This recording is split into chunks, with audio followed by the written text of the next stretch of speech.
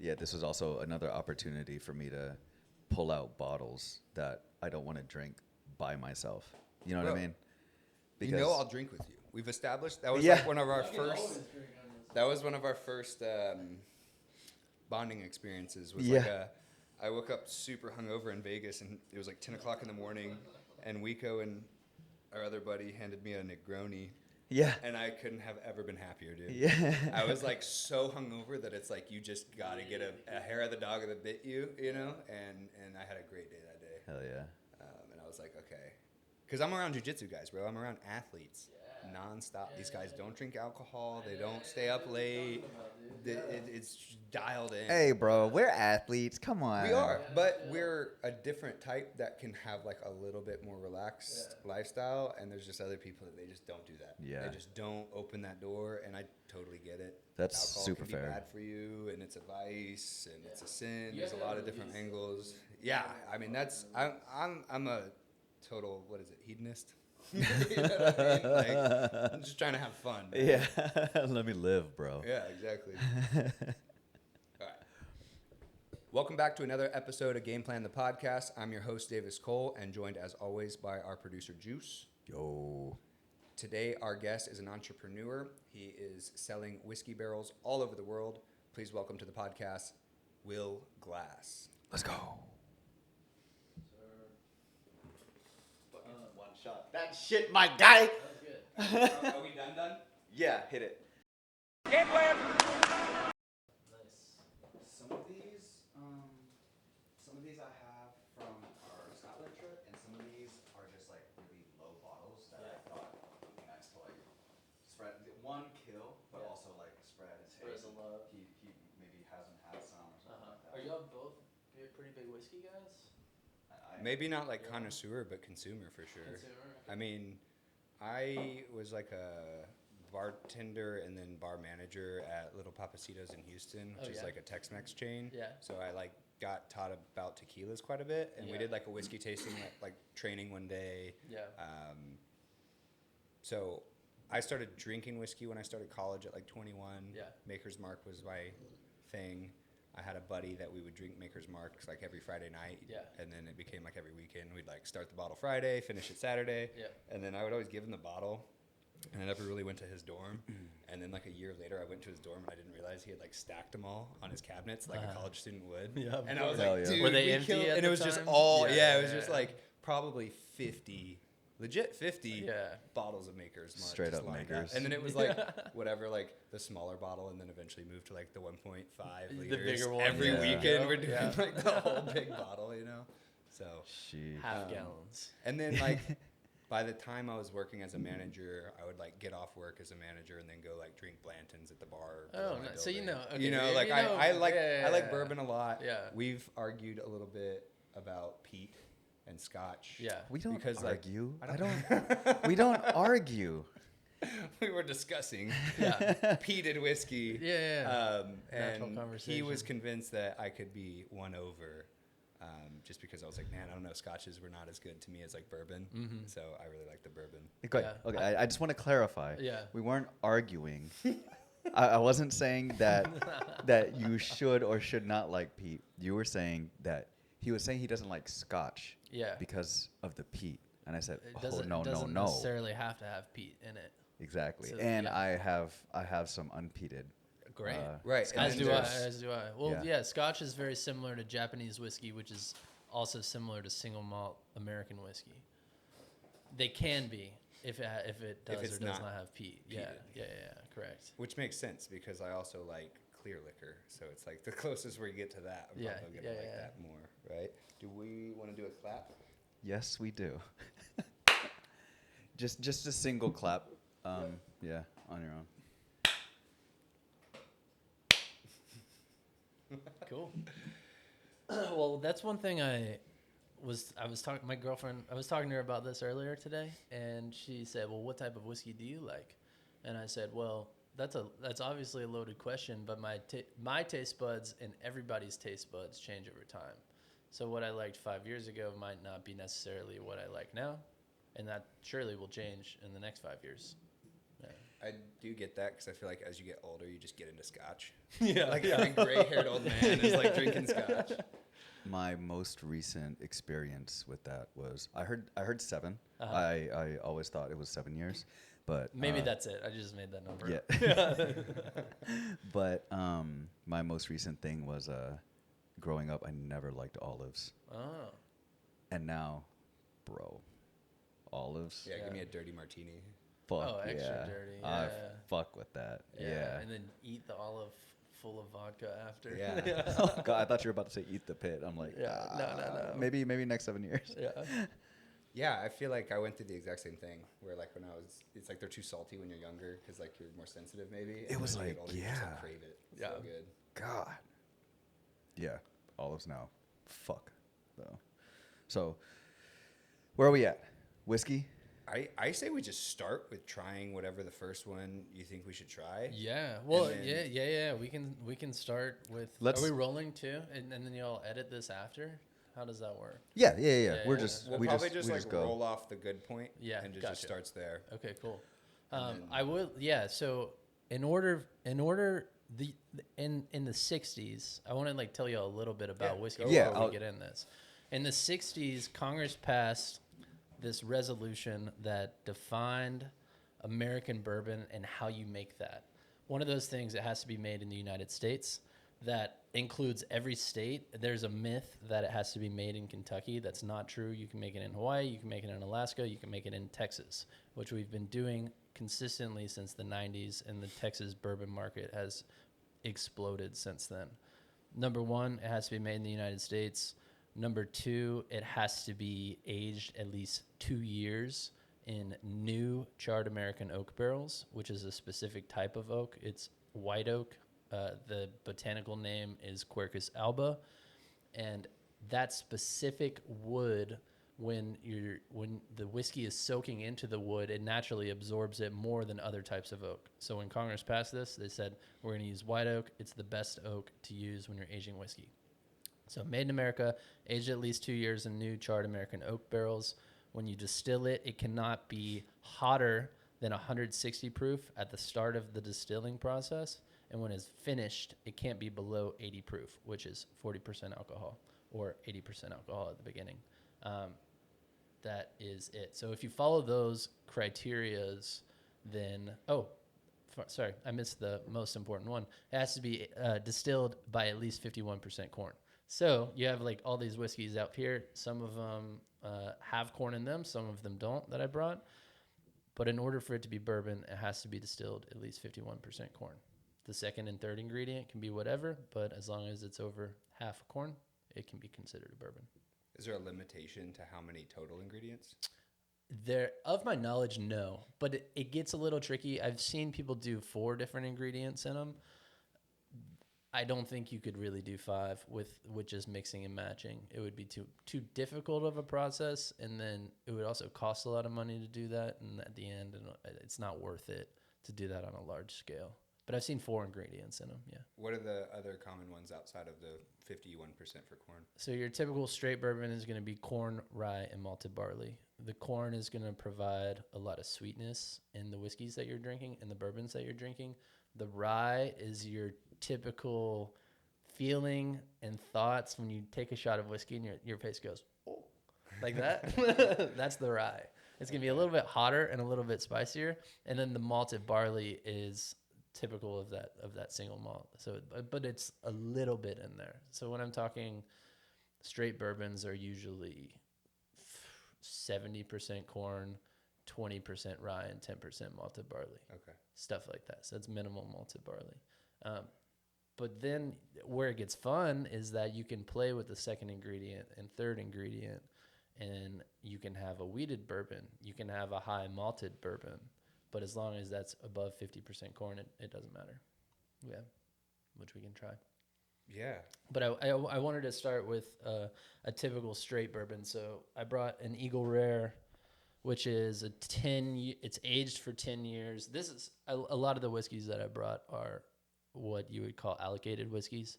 And so you can't buy them if you just walk into a liquor store. they're allocated in the fact that they only release a certain amount every year, and then you got to be on some type of list in order to get them. And I've accumulated these over my time running a whiskey distillery and now exporting bourbon barrels overseas. And I'm really honored to be here, so I can share this with you. Thank you so much for bringing a bunch of bottles of whiskey, dude. Yeah, we love whiskey, of course. so we're excited to try it out. Yeah, you can't see it on camera, but we probably have, I don't know, 10 to 12 bottles sitting right here in front of us. But we're going to start with the Eagle Rare. It's a Kentucky straight bourbon whiskey. The mash bill is corn, rye, and malted barley. I would say it's at 80 proof. No, it's at 90 proof, 45% alcohol, which is a really fair way of serving a glass of whiskey. I think 40% alcohol is too light, and I think that the more you drink, the more you get accustomed to the higher proof. So we're starting with the 45% just to get a little bit of flavor in our mouth. Yeah, I remember the first time I took a shot of Booker's, and I didn't realize that it was like 62%. So that shot of Booker's is like, I don't know, a shot and a half. It's hot. Right? At least a shot and a half. There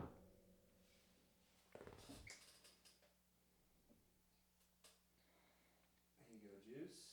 Thank you, sir. Thank you, sir.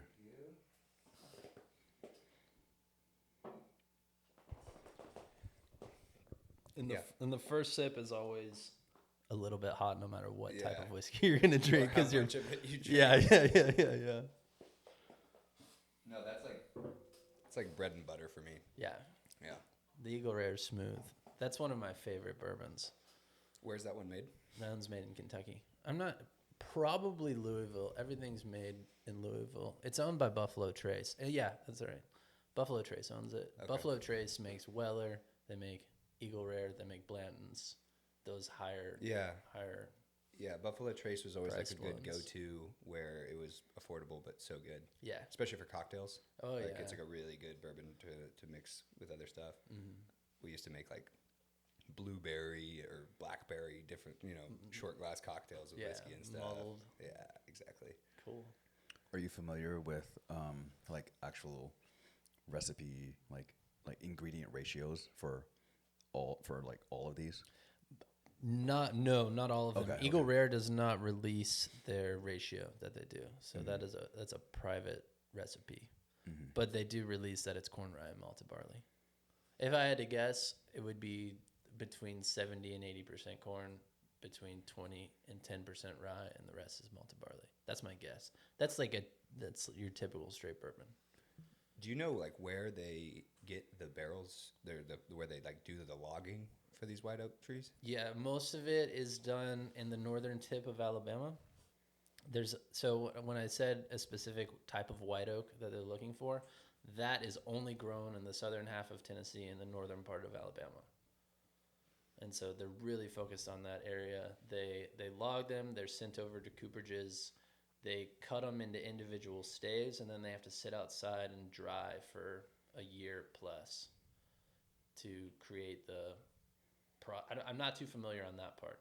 They dry them, and then afterwards they'll take them and then they form the barrel. They char the inside, and at that point it can be sent off to age whiskey. Well, it makes sense with what you're saying of when they age it, the wood's going to reabsorb some of that. Yeah. So I can imagine if it's a fresh stave, right? It's like when you're burning wood at a fire. You're not burning green wood, which is like just chopped down. It's not gonna.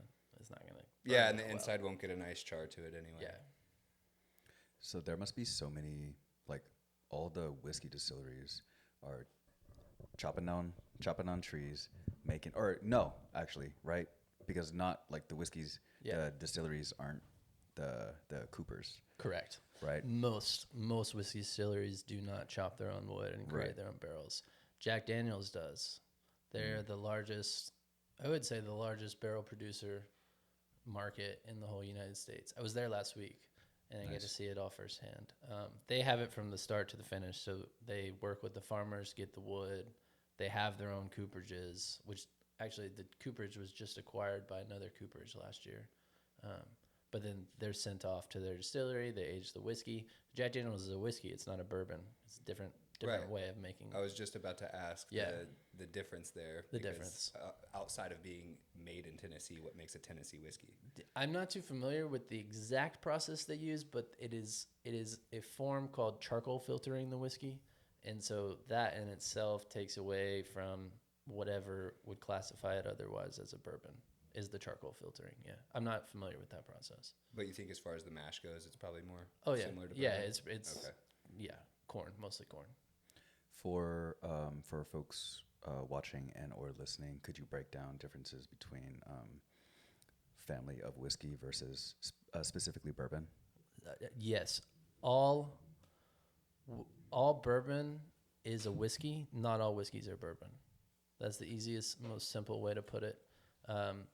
And like I said, in the United States, there are certain criterias that you have to follow in order to legally sell bottles of bourbon on the market. Whiskeys can be made all over the world, but if I was in Japan and I took the exact same recipe as we do in the United States, corn, rye, malted barley, aged it for 2 years in a new charred American oak barrel, bottled it, packaged it up, I would not be legally allowed to label that as bourbon because it wasn't made in the United States. And for similar things or designations like Irish whiskey and Scotch, is that strictly regional? Those are regional, yes, and those also have certain criterias that you have to follow that I'm not as familiar with. But you also have tequila has to be made in Jalisco, Mexico. Right. You have champagne that has to be made in Champagne, France. The list goes on and on, to where these countries are starting to get smart and really and create laws around this in order to help their own economies out. Like in those other countries? In those other countries, yeah, because you can have a lot of. So I'm giving you an example. We work with the Japanese a lot, and they're selling Japanese whiskey within the market of Japan. There's some of these distilleries that are importing Scotch from Scotland, bringing it into Japan, and then selling it on the market as Japanese whiskey. It's technically the same mash bill, and you would never really tell the difference. But the only negative side of that is you're not buying Japanese whiskey and selling it as Japanese whiskey. You're buying Scotch and selling it as Japanese whiskey, which is taking money out of the Japanese economy. And so these countries are starting to put, if they haven't already, they're starting to put laws in place in order to really secure Just their like own the United products. States in the 1960s. Just like the United States. And we just got ahead of the game. I've traveled and I've seen how desired bourbon can be in man. other parts of the world. Yeah. It's huge. It's huge. Yeah. I mean, people say the alcohol market is going down right now in the United States, but if it is, it's going down barely by like 1 or 2%, and it is skyrocketing in other parts of the world.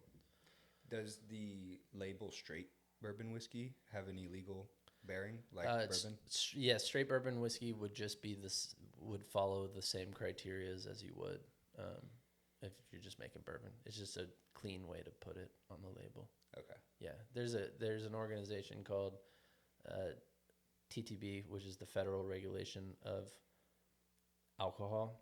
And when you're releasing a new whiskey into the market, you have to submit every single label to them. It's a pretty difficult process to get done. They'll reject it because something was scripted wrong. But the TTB does like you to, if it's corn, rye, malted barley, it's like a typical whiskey. They like you to put straight bourbon whiskey on there, so it's not misleading. When did you get into all of this? Yeah, I feel like I'm spitting out a lot of information too. Like so if you need me to slow down, where I can. did your journey in whiskey professionally start? Yeah, it was. I was never. I never thought I would have gotten into this industry. I went to the University of Texas. I was fortunate enough to be on the swim team at the University of Texas and got a scholarship. Moved from Alabama to Austin at 18 years old. Competed for 4 years, and it was amazing. And once I got out of that program, I needed a job, and it turned out I got connected to the guy that started 9 Banded Whiskey. His name's Sean Foley. He was my former boss, and this was started in Austin in 2016. And he took me under his wing, and I was just an executive assistant to him, like a little bitch boy out of college, like trying to just make a little extra cash. And I went from there to helping out in the distillery part-time. And then it was one of those things where the guy above me ended up taking another job. So I got his job. And then the guy above him ended up leaving over like a 4-year span. So I learned the craft during those years. And then people kept leaving. And I just kept learning more and ended up running the show over there for a while. Did you always have an interest in like whiskey or distilling or like alcohol or anything, or did you just jump in because it was a homie and you're like, I need money? Yeah, that's how it started off. But my personality is I definitely don't want a regular 9-to-5 job where I go sit in a desk for 8 hours a day. You know, I want to. I think we can relate to that. I like y'all. Okay. My man. Yeah, dude, I'm not doing that. That's the criteria I live my life by. If I can do that, I can make no money and be happy. Yeah. You know, so and there's freedom in releasing that control and just living your life, kind of doing what you want to do. There's obviously uncomfortability, but you'll find that anywhere in life. So yeah, that whole span was from 2017 to at the beginning of 2025, like running that distillery. And towards the end of that. Wait, you said the beginning of 2025? Yeah. This year. Yeah, in okay. January. So in January I stopped that, and now I'm running my own business full time, which is fun and stressful, but fun. Yeah. So tell us more about your business. Yeah. About 2 years ago, when I was just running the shop, a problem that kept occurring within our distillery is that, hey, I've got like 30 or 40 empty bourbon barrels and I cannot get rid of them, and I don't know what to do with them, and they're taking up space. And this wasn't only my problem, it was also other distillers that I knew problem. They didn't know what to do. They were taking up space. Yeah, you can sell like 5 here and there on Facebook Marketplace or whatever, but there's not really a huge market here for them.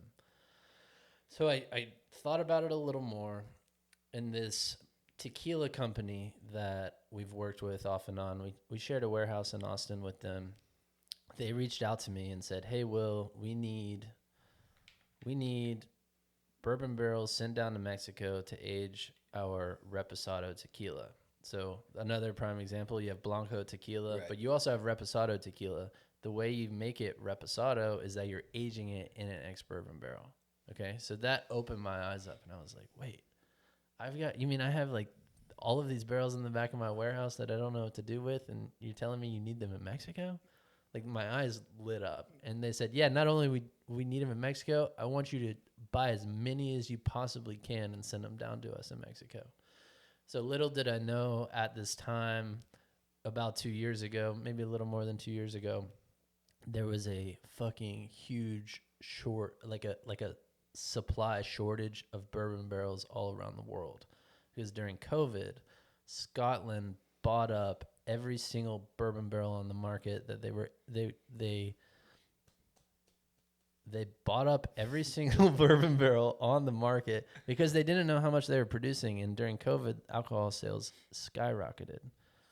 So they bought everything up. There's a huge demand in other countries, and nobody can get them. So I called up all my buddies, and I was like, hey, I want to buy every single barrel you have, accumulated them in Austin, and then sent them down into Mexico. And that is the idea. That was the birth of Bluebonnet Barrel Company that we do now. Yeah, I was curious to the name. Sick. Yeah. That's Bluebonnet awesome Barrel name. Company. Yeah. BBC. No way, dude. That takes balls. That's awesome. Yeah. And that's dope coming from Alabama that you went with Bluebonnet. Yeah, you know, yeah, like yeah. I'm a Texan. Yeah. That's Oh, sick. yeah. I'm You not a know, Texan. and- But I respect respect, it. I yeah. have a Bluebonnet tattoo on my leg. Nice. Yeah, That's sick. yeah. I love that. Very much respected. That's the start of that. And so over the last 2 years, still selling whiskey barrels to Mexico? So Mexico was one stop along the way.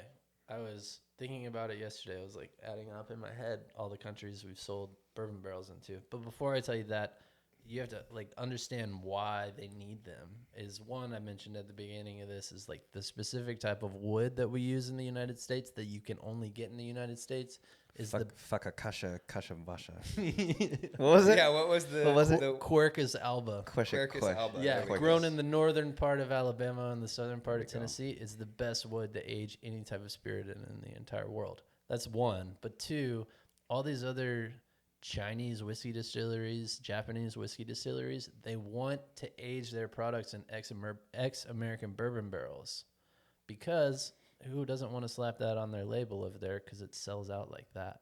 Well, now I'm thinking about like tequilas. Do they have to be a bourbon barrel, or does Those this has have to be Reposado has to be a bourbon barrel, specifically yeah. from Yeah, bourbon? and So then you Scotch can't even make has to be a Reposado bourbon tequila barrel. without Correct. bourbon Correct. being made in So, America first. I'm going to blow your mind a little bit here. I'm going to Okay. bring you back to the original law that was passed by the United States. Right. It has to be aged for at least 2 years in a new charred American oak barrel. That means that as a distiller, when I dump my bourbon barrel, I cannot, by law, reuse the same barrel more than once To make bourbon. to make bourbon. Right. But I'm in the business of making bourbon. Yeah. What else am I gonna do? Yeah. I'm gonna make whiskey and then sell it. Like, Yeah. that's Yeah. not like, if you're a bourbon distillery, you're making bourbon. You're not Right. making whiskey. So there, in turn, there's a lot of leftover bourbon barrels on the market in the United States. There's a huge demand for them outside of the United States. There's not really that many people that do this. There's a few companies in Kentucky and a company in the Northeast that does it, but there's no one in Texas that does this. Do you think that was intended whenever they actually wrote it, like as a part of why, and not just like flavor for bourbon? I can't imagine that it was intended, because honestly, the flavor is not going to change within 10 years of use of that bourbon barrel. And most of these barrels are dumped after 3 years. They've got another 10 years left in them that you could reuse them and keep the same flavor. Yeah. Some of these whiskeys I brought are from our Scotland trip, and when we went, I really like. I'm a big fan of like peated whiskeys. Me too. And so we went around there, tried a bunch of stuff, and I was looking at what they were aged in, and a lot of it were old wine barrels. Yeah, that's another big market. Yeah. I've seen that with tequilas as well. And I was like, damn. Like I had a shocking like realization. I was almost fearful. I'm like, do I even like whiskey, or do I just like wood? Yeah. Like, that's a great point. yeah, That's a because really like great a point. lot of this stuff was like Oloroso, Amalababa, all kinds of stuff. Oh, yeah. I don't know wine. Yeah, I just yeah. I Crazy, think I like red. Spanish oak wood. Yeah. Like all that type of stuff. Yeah, You know, so that's a big one.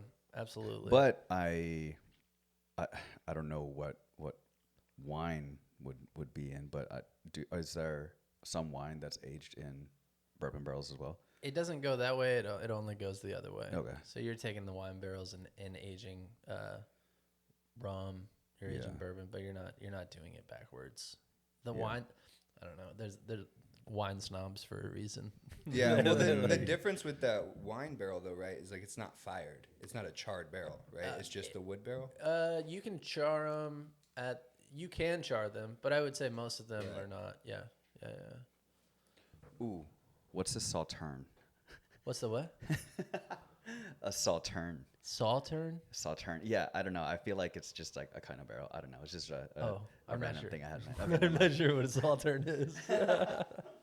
So I'm trying to remember what the blow in the mind on the 2 years of the whiskey barrels, and then are you just saying that like every time that ends, there's just this surplus that constantly exists? What would the bourbon distilleries normally do with them? Okay, there's a little bit of logistics here. The larger ones that have more than a shipping container's worth, you can send overseas, and they already have contact. Usually, if you're that large, you already have contacts overseas, or you're owned by a company that also owns a company overseas, and they'll send your barrels directly. You can fit 210 empty bourbon barrels on a shipping container. Okay, most of these distilleries, especially in Texas, do not have that much. Okay, so like, I work a lot with Still Austin, they're local. They have, I don't know, 40 to 80 barrels a month and Yellow Rose out of Houston might have like another 40 to 80, and Devil's River down in San Antonio might have like another 20. And I accumulate those, bring them into a warehouse at the domain, and at that point I have 210. So what I'm trying to say is that the bigger distilleries can ship direct overseas. None of the medium to small size distilleries can do that because it only makes sense if you send enough barrels on a shipping container. Did I answer your question right? Yeah. So you're just catching up the scraps of the remaining bourbon barrels. Yeah. And then getting them to I a only large want the enough scraps. batch, I don't right? want anything more than the scraps. Yeah. Yeah. It's enough for me.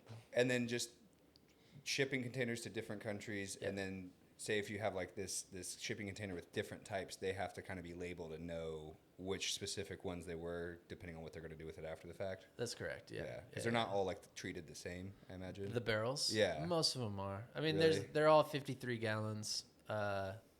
They might be made by slightly different cooperages sometimes, but usually everything in the container is the same barrel. Yeah. They don't care where it's Let's from. try something else. It's just a bourbon barrel, regardless. They don't care like what distillery it's from. They just want a bourbon barrel. Most do. Yeah.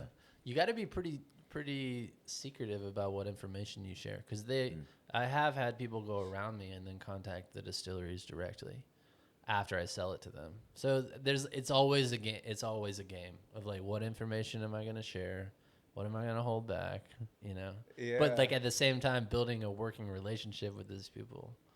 Yeah. It's interesting, man. It's really And then like, how do you even find your contacts in Japan? How do you go about meeting Japanese whiskey makers? I'm really lucky with the two business partners that I have. Yeah. We put our heads together and get it done. That's cool. That's sick. The Japanese are I mean this from the bottom of my heart, the best group of individuals to work with I've ever met in my entire life. They demand respect and perfection, but they back it up every single time. Do you and your business partners take trips over there? I've been twice this year. Yeah. Really? Yeah. Oh, Yeah, dude. man. It is special. Yeah. Did you take trips to their distilleries? Yeah. And I brought a bottle from the some distillery, from the Japanese Japanese stuff? whiskey That's that sick. we sell barrels to. Yeah. And you've worked at distilleries in the U.S. You've been to other distilleries. Yeah. Is there any like glaring differences you see between like a distillery in Japan versus in the U.S.? Way cleaner. Everything is cleaner. There's not one speck of dirt on the ground anytime during the day. Usually at like the end of the day, you can like go through and clean everything up, but they work in perfection all the time. So It's incredible culture. What they're taking a bourbon barrel. Are they repeating without the legal definition of bourbon? Are they repeating the same process for Japanese whiskey, or is it just Japanese like a whiskey is mostly single malt, and so it's like in bourbon you have mostly corn. This is mostly malted barley. Okay. Yeah. Does that have anything to do with like what grows in Japan and where they source that from? I'm sure they source it a little bit differently from like different parts. Some people source it from Japanese grain. I'm also sure they import grains. Just the staple, like when you think of Japanese whiskey, it is malted barley. Would you like to try some? I would love to try some. Let's bust it out. Let's do it. Is that Ichiro? As you can see, it's all in Japanese on the back. That's sick. Yeah. Can't read that shit. Yeah. What's the name of this one? Ichiro's malt. Like Ichiro Suzuki? That was my first ask when they told me this yeah. too, and they said no. No.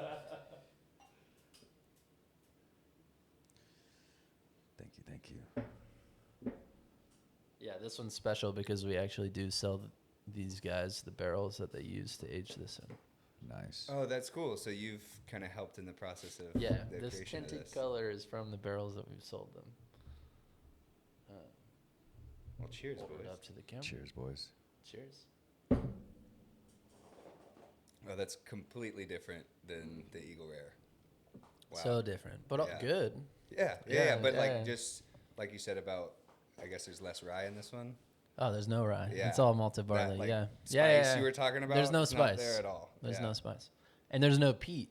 This is very similar to an Irish whiskey or a Scotch without peat. Very yeah. similar. So to the Which we'll Scotch try and next. Irish whiskey thing, I love Irish whiskey, but I assume there's no peat in that, right? I don't think so. Or at least like the cheap stuff I'd Yeah. I don't think they use peat in Irish whiskey. I just think of Conor McGregor's Proper 12 when I think Isn't of that Irish like whiskey. the worst? It's not any good. Right? Yeah. But they sell a shit ton of it. Why? It's all marketing I these mean, days. You 'cause of find the this right, shit. you find the right person that can promote your brand. You're Yeah. gonna sell a lot of it. It doesn't matter. And he's Doesn't just such a superstar. matter. I think I almost kind of doubted like how far it would go when he stopped fighting, and he kind of got bigger. Yeah. Like, Yeah. arguably, you Yeah. know? I mean, I feel like in the UFC you become a star, but Yeah. like he's bigger than John Jones, Yeah. right? Yeah. I mean, He's- internationally. Yeah. probably? Transcended the UFC. Yeah. Oh, are there talking about McGregor's Yeah. Irish whiskey brand? Are there or what do you think would be the best like celebrity endorsed? Whiskey, or can it be any Spirit. spirit? It's a good question. Really good question. What is there? Like a George Clooney. Yeah, I was thing? gonna say George Clooney has, Is he um, Código or is that Casamigos? Casamigos is George Clooney. They sold it already for like $1 billion like a few years ago. The Rock. The Rock has Terramana. The Bruno Mars has a rum. Bruno Mars has a rum. Is the Rocks a vodka? Tequila. It's a That's a tequila. tequila. Yeah. as well. Snoop Dogg has a wine called like Nine Crimes. Or Yeah, something there's like 19 that. crimes. 19 I crimes. love 19 crimes, and they have a Yeah, I'm really not a wine their drinker, labeling but- is really cool. Yeah. They have Oh, like old I mugshot didn't- pictures and stuff. I see his fucking face on it, but I didn't Yeah. actually think that it was. I didn't realize that it was his Snoop Dogg. wine. Yeah, and it makes sense because it's like a really easy to drink wine. Yeah. Like, Yeah. I don't see Snoop being a connoisseur No. or a I can't sommelier imagine, or dude. whatever. You know, he's probably Yeah, he's pretty smoking chill about blunts. it. He's Yeah, not dude, drinking he just wants some wine. sweet, Yeah. some sweet grape juice with a blunt for sure. Yeah. All right, so There's a lot out there. Yeah. I can't wait to talk more about like the swimming and the way we met. Yeah. Later, but let's keep going on the whiskey. So your life is just traveling to distilleries, like sourcing leftover barrels. Yeah. and then that kind of allows you like the lifestyle you were looking for, where you don't have to sit at a desk 9 to 5. 9 to 5. Yeah. So what's like the work life flow look like with a job like that? I get busy for 2 weeks at a time, and then I'm chilled out for 2 weeks at a time. That's usually how it goes. That's So, pretty cool. yeah, I'll give you an example. The past 2 weeks, I was out of town. I went to Big Bend, which we talked about with my girlfriend and some friends. We did the whole camping thing. Got back from that, had one day in Austin, left the next day to go to Jack Daniels. Flew to Jack Daniels, this is an interesting project that we were working on. Was there for 2.5 days. Flew back on Friday. On Sunday, our Japan clients flew into town to meet us. So I took them out Sunday night. Monday, we shipped a container to Japan, and they were there to view the whole process. Went out to dinner Monday night, and then Tuesday I'm done. So that was like 2 weeks of back to back to back to back to back, and now I'm back to relaxing for a little bit in order to do all that again. Yeah, Yeah, I saw it comes and goes. I saw the picture of the Japanese buyers. Yeah.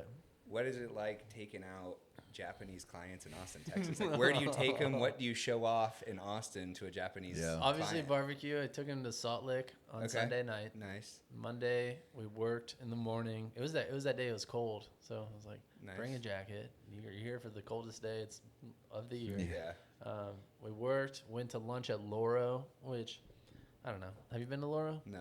No. Have you been to Loro? Yes, you have. You're the only two people I've ever met that have never been to Loro. We went to Laurel after we dropped like the first episode. Me and you? Yes, bro. There's one in the domain. In the There's one on domain. Lamar. Oh, Yeah. okay, sure. Yeah. It's like whoa. Korean barbecue. I'm like, why are you lying right now? Japanese barbecue. You got to understand my memory is long term only. Yeah. So, what are we going to do? It's the boxing club. Yeah. Unfortunately, it might be. Yeah. You don't get hit in the head. Don't get hit in the Yeah. head. Yeah. We went to Loro. Took them back to rest. They really like to rest throughout the day. They flew all the way here, and they're going back That's to back true. to back. They're They're on like, I need 3 A hours full to 12-hour sit flip and do of the nothing. time, right? Yeah. Yeah. So I brought them back there, and then that night we went to Sour Duck. You been to Sour Duck? over on the east side? It's like No. northeast side. Great spot too. Great place to hang out. It's a little far from Round Rock, but Yeah. yeah, it's a good spot. Is it fun though to like show off like American and Texas stuff? Do they get pretty excited, or do they seem like people that are pretty well traveled and they've No, seen it they before? love it. Yeah. So after Sour Duck, I took him to a Wyclef Jean concert at ACL Live. Sick. Blew their minds. They left the next day, and the guy I work with called me and said he was in tears for how amazing the performance was from Wyclef Jean. He's never seen anything like that. That is sick. That's really He will cool. never forget it in his entire life. Yeah. It makes me excited that like you're working with people like that, because I've been to Asia and there seems to be a theme with like the interest in Americana culture, and I feel like bourbon's kind of like It's part of in it. the Yeah. middle of that It is, kind of thing, and I feel like it's those cool cultural sides of America. It you is, know? yeah. We don't have a lot, but it's really cool to me when you see, because I can imagine in Japan, like they're just super interested in like the classic American bourbon. Yep. It made in Kentucky. Oh, and yeah. It's probably like pretty rare for them to get. It's Yeah, probably a just pretty the big deal for basic them. is pretty rare. Yeah, for like them they to probably get. like Jack Daniels over Yeah, there. yeah, exactly I like that. saw a lot of that. Yeah. They probably like scotches too. I saw a lot of scotch when I was over there. Yeah. So. And it's pretty interesting working with them. Their culture is amazing. They're hard workers. Yeah. How was it going to Mexico?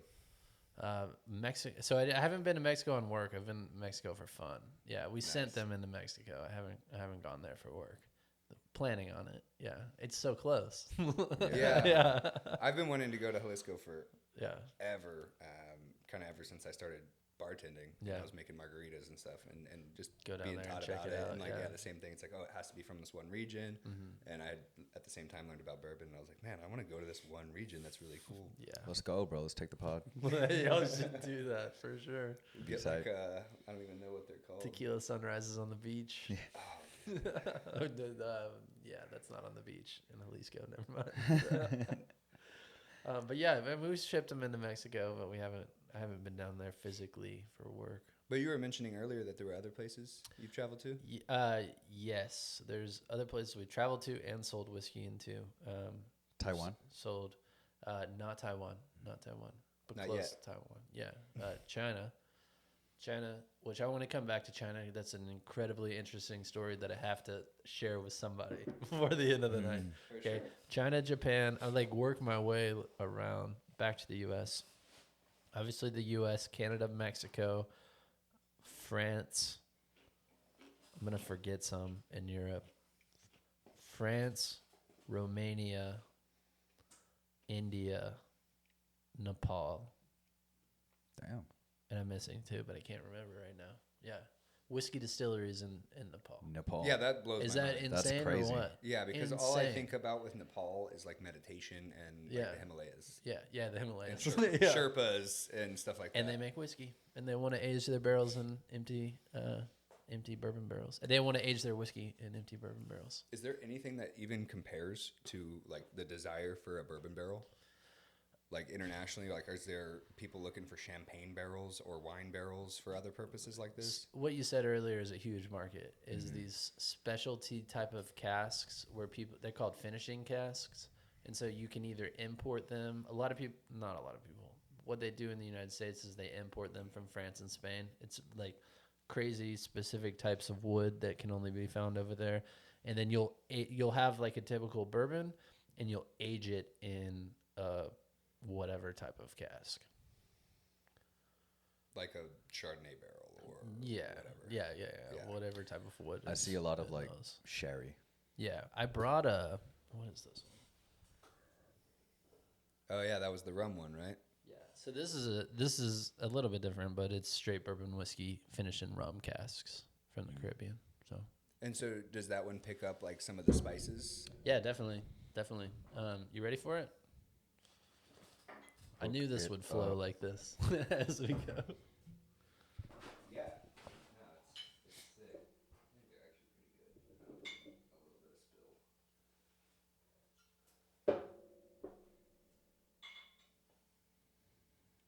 Thank you. Show it to the camera. Look at that head on that. Isn't that wild? Oh, Damn, that's Someone dope. spent Like a a lot of little money pirate. on that bottle. That is was- like a cool crossover because I feel like rum is like pirate, Yeah. right? And Yeah, then yeah. like bourbon is like, I don't know, Yeah. George Washington or something. I was looking at it this whole time. I thought, can I see that actually? Yeah. I was looking at it this whole time, and I thought it was like the foil wrapper, like just kind of fucked up, you know? Yeah. But then you look at it Yeah, I was closely. like, oh you're like, shit. I think it's like $10 for a cap. That's sick. It is. What's the proof on that? It's extremely high. 54%. So, yeah, 108. Yeah. Yeah, it's high. It's higher. It's not extremely high. Yeah, I definitely feel like you can sense that there's rum more so. It's slightly, you know, Yeah, like but it's just- not it's not overpowering. 99% Just like a little bit of a corn, touch. 1% malted barley. Sorry. There you go. well, and you there can tell go. by the color too. It's like Yeah. way darker than Oh the yeah. Japanese. Yeah, malt, yeah, yeah. right? Well, also it's darker because it's been less proof down, so there's less water in it. Okay. It's more of it came out of the barrel rather than that. What was Ichiro's? I can't read the back of that, so I can't tell you. If I had to guess, it's Bro, it's Google Translate. 40%. Shit's I awesome. see 88 on the 45%. back. Is that the proof? And maybe it's half. That's Could be. probably it. Yeah. 44 maybe. Yeah, we're gonna say that. I cannot read that. Yeah. Some of the scotches I got, or you're talking about finishing casks.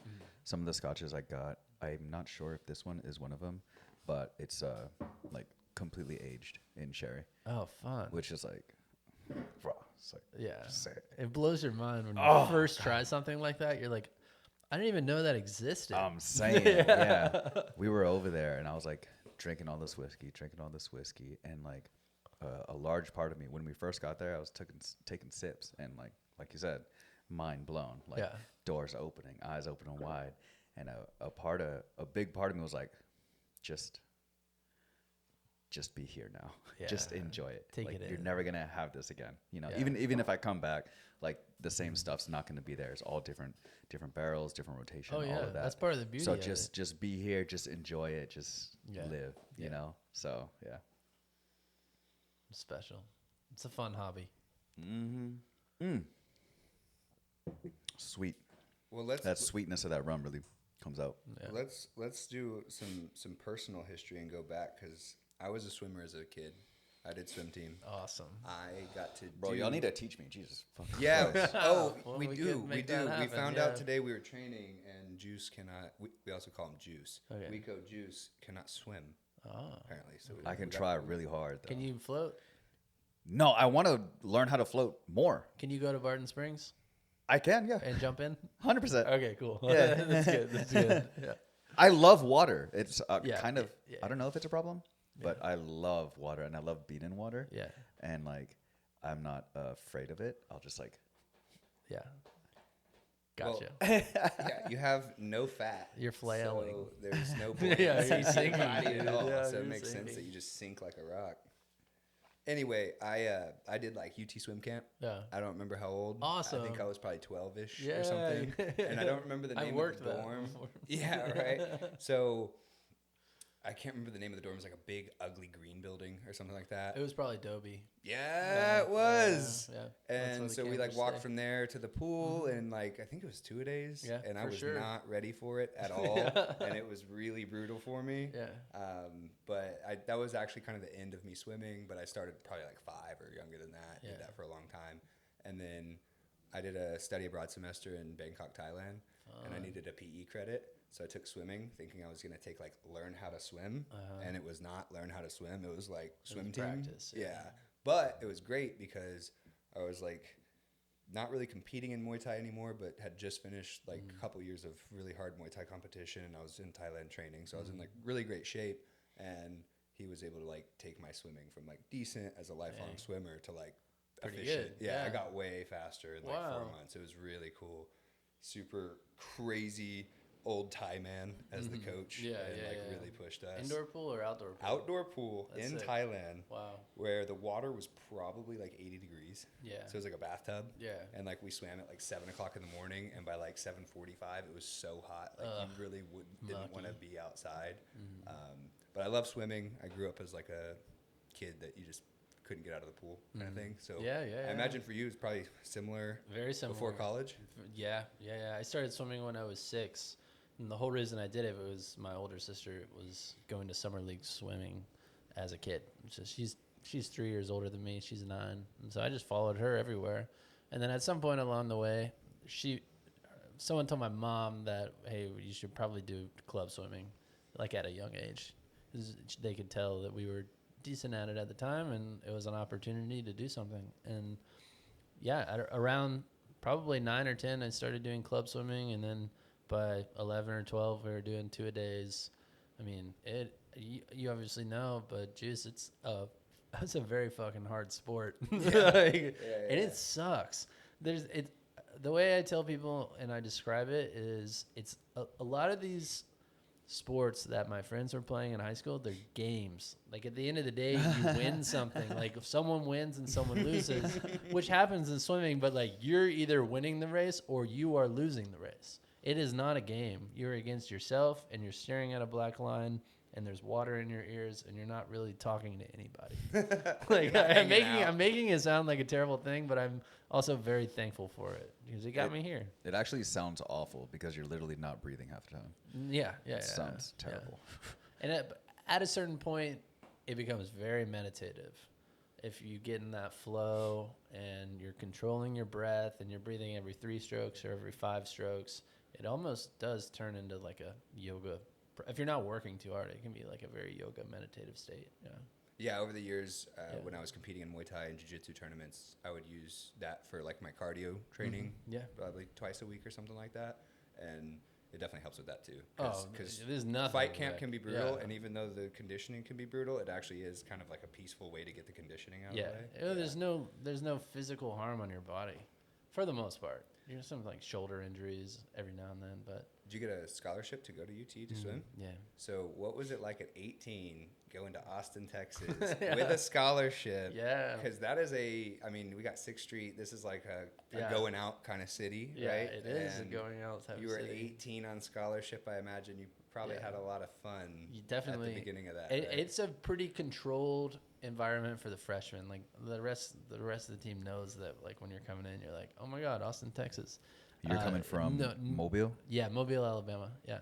It's on the beach, like coastal town, right on the bottom of Alabama.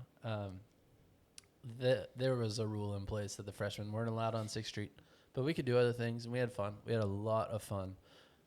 But the UT swim team is, I'm not being biased, it is the best program, the best swim program ever in all of swim team history. And we know when to lock in and train. And our championships are in March, and from January to March was dry season. You're not allowed to party. You're not allowed to stay out late. You're locked in trying to win the national championship at the end of March. Nice. Yeah, which we did 3 times out of the 4 years. While you were at the school? Yeah. Wow. Congratulations, dude. Thanks. That's sick. Thanks, yeah. And it was awesome. What races were you in? I swam butterfly and backstroke. The 2 worst. See, I told you I was doing that shit earlier. I was doing that earlier today. Yeah. Bro, butterfly, like, I love swimming, but butterfly is, like, way worse than what you described. There's no peace in that. There's not. It's misery. It's different. You got to move. It's so inefficient. Yeah. Like, you're just burning tons of energy. It is. That's awesome that you were doing that. And just by yourself? What do you mean by myself? Like, not in the... Relays? Yeah. Oh, whatever, yeah, we right? swim relays, too. Yeah. Yeah. That's sick. That's like the extent of a team sport. And you stay in touch with your team? Oh, yeah. I'm very close. So after I graduated, I started working at Nine Banded, and there was a year where I went back and coached at UT. Oh, in a volunteer assistant role. Tight. See, so he's ready to help you not sink. I can absolutely help you I- not sink. Not that a scholarship UT swimmer couldn't help you learn how to swim. That would be like the biggest win for me. Yeah. Is to like, bro, I watch mad YouTube videos though. Like I got the fucking egg beaters, right? I got the fucking the scissor kicks and shit. I got these going on. I know what to do. Like my form is nice, but it Yeah. just don't work for me. So Yeah, I would love. I feel the same way about jujitsu right now. I would Which I love. love. It's like the most humbling thing. Yeah. Like, That was- I have to learn this. That was what I couldn't wait to get into. Yeah. So we've been training together. You've Yeah. been coming to Fight Factory. Yep. How long have you been coming to Fight almost Factory? 6 months. Almost 6 Almost months. 6 That's months. sick. Yeah. That's like a really cool kind of point to hit because Yeah. I can tell, like even this morning, like you know what you're trying to do now. but, I have like, an idea. The first like 3 to 4 weeks is just like what is going on, you know? I've never experienced anything more humbling than the first 2 months of Fight That's Factory. sick. And That's still awesome. today, like when I go, it's very humbling. But yeah, it's. I mean, yeah, you're an amazing professor. Oh, really. thanks, Yeah, thank bro. you. Yeah. Thank you. Yeah. It was dope. Like this morning, agree. we got to train together. Yeah. And then he pulled up Oh, shortly right after, after, and yeah. then got to hit the second session. So Yeah. we all got to get some training in today. Perfect. Yeah. What prompted that? What made you come to Fight Factory? What made you want to start doing jiu-jitsu? Yeah, I have like a love-hate relationship with sports, and I always in my life have to feel like I'm learning a new skill. And at this point, I've been pretty burnt. I mean, I'm so burned out on swimming. I don't do that anymore. I've done other sports, but none of them really last. I go to the gym and lift weights, but it's not. I know how to do all of that stuff, and jiu-jitsu always seemed like something that was a skill that you learned over time. It's not like, oh, I'm going to do it for 3 months and then stop. Like, if I'm going to commit, I want to commit for a long time. And I finally, about 6 months ago, made that switch where I was like, okay, this is what I want to do. I really want to learn. I don't care if I get beat up every single day, which I am. Yeah. I want to learn. So that was like and get better April, at it. April, May or something. Yeah, or it was in the summertime, Okay. like beginning of June. Yeah. Dope. Yeah. That's Yeah. awesome. It's I always love finding out from people like why they get into it, and like in your case, it makes perfect sense because I think combat sports and jiu-jitsu help fill that hole for a lot of Yeah. high-level athletes. Yeah. Because I think there's kind of like a particular sports that don't have a professional level after like the amateur college level, right? Right. Like UT swimming's the best, but there's like the Olympics and that's it. So Yeah, you can't really yeah, go yeah. swim for money. No. And, you know, that probably happens for college football players, but there is the NFL for like the elite ones, Yep. right? But even for like in MLB players, NHL players, that when you're an athlete and you're trained to that kind of lifestyle, you get accustomed to the training and like the push. Oh, yeah. And I think that some people struggle, get depression, that kind of thing, whenever they're not competing, and when they're not absolutely. being pushed like that. Yeah. And I feel like jiu-jitsu can check a lot of those boxes where like you're in a coaching environment, Yeah. you're in a camaraderie environment, you're in like a place where mutual suffering's happening. Yeah. Everyone's That- getting their there's- ass kicked dude, too. everyone you know? knows. Yeah. So that definitely I think fills that hole for people. Yeah. Um, I mean, one of the first things I've never been to another jiu-jitsu gym other than Fight Factory, which I would like to at some point, like explore. But like, I assume everyone at every other gym shakes people's hands when they get on the mat. That's a pretty common thing, or is that a Fight Factory I'd say thing? negative. that's a Fight Factory thing Okay. for sure. I mean, yeah. I walked in and that was the first thing everyone was doing, and I was like, this is the place. Yeah. Like, that is the most respectable thing I've seen in a long time, and now everyone's about to go beat each other up. Yeah. like it's a consensual Yeah. way of being like, okay, I'm welcoming myself to the mat and hope everyone is doing okay. Dude, Yeah. I think the handshake thing is huge. When I started at Fight Factory, it took me a second to kind of get adjusted to that. Yeah. Because there's like a lot of people in the classes, and I was new, and I was a purple belt with a lot of experience, but I wasn't very good. So it was just a lot of intimidating things going on. And then I remember within just like such a short time, I got super comfortable, and then I like expected it, and I like to Yeah. go walking around and shake people's hands, you know. And yeah. I coached the kids program there, and just before this tonight, we're closing out class, and we always end it with shaking hands with the kids too. And I can see making kids shake hands, make the eye contact. It's Yeah. like massive. You see kids change so quickly. Oh my God. forcing them And to you do know that. they're taking that outside the gym Yeah. and putting it into their own Yeah. lives. And so it's not even just for us as adults, like it's for the Yeah, kids too. All it of us is. benefit a ton from that. And it like just that one moment, hold hands for a second, look at each other, acknowledge Yeah. each other, and it just does something to like bring you all together. Yeah. Because yeah, there's totally other training environments that are not like that. Mm. Depending on the situation, I mean, if you expect that, it might come off as rude in another place that doesn't happen. Yeah, But they're I'm all, glad we talked about it. yeah. On the other extreme, there's places where it's a little bit more competitive environment. Yeah. And you're kind of competing with your teammates more so than working with your teammates. Yeah. So there are other places where that's not so chill. But that is like the cool part about Fight Factory is that Rodrigo has instilled a very good culture in the gym to where Like that's how he wants it to be. And yeah, it's sick having like people like yourself where all I meet is just like raw material, and I'm like, okay, I don't know you at all. Yeah. I don't know your athletic background, Yeah. and it's like, where are we at? Yeah. Right. Yeah, And yeah, it's yeah. like really fun with athletes that have been coached before because it's like you just go straight back to athlete. Tell me what to do. Yeah, I just want to learn. I will Yeah. listen. Yeah. You just tell me what to do. Yeah. Bro, we're Yeah. more than just pieces of meat, dude. Come on. This fool's called me like a meat nugget or like a meatball. Yeah, like he's a meatball, so many times. dude. That's all you are, just a sinking meatball in the pool.